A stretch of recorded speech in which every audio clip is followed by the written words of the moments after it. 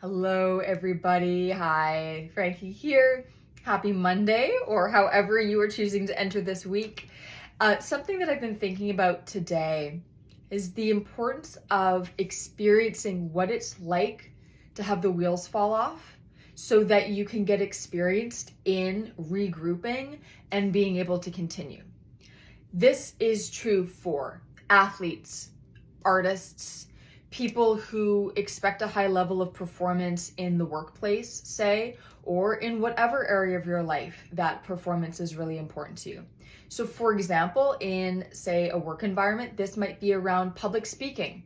And what happens if the wheels come off a little bit and you feel like they don't know what you're saying, or you've stumbled, or the slide isn't working or whatever.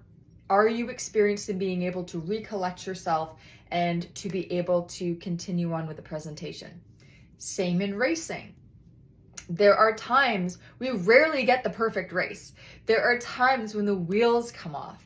And so it's really important to be able to experience that and to then be able to regroup. This can happen, for example, say triathlons, because that's an area that I train in.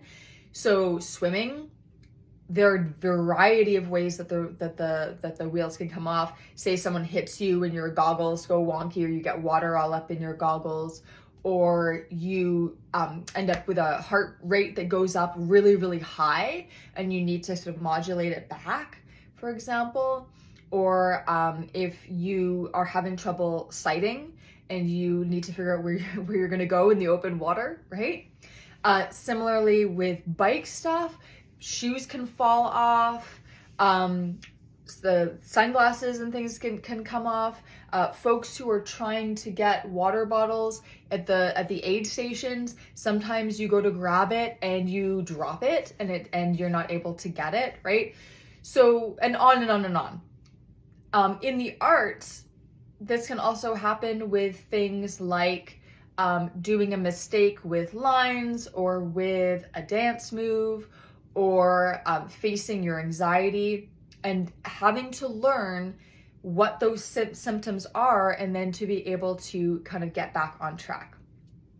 The important thing is to be able to try out those scenarios when you're in practice, when you are when the stakes are maybe a little lower, so that you can start to learn, okay, my body says I'm dying, but I'm not.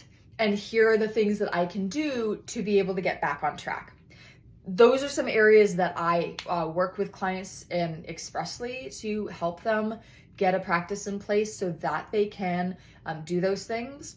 A lot of the times we'll analyze areas in performance that they'd like to refine or they'd like to improve on. It's often really related to anxiety and stress responses and survival responses.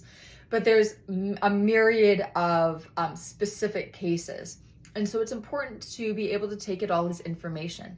So the next time you have an experience that's maybe a little less ideal, be able to note it so that you can run through how you could then get the wheels back on track, right? Something that I often have to work on is when something in my race happens that I wasn't expecting, and there's sort of nothing to be done about it, but to be able to just take responsibility for my own brain, if that makes sense. So say it's somebody making an illegal pass on the bike, or it's somebody doing something really odd in the water that I had never seen before.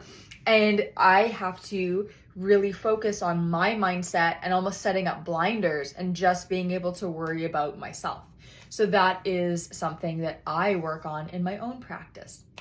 So what are you working on in yours? What are some areas that can really make things fall apart for you so that you can practice regrouping and being able to continue on?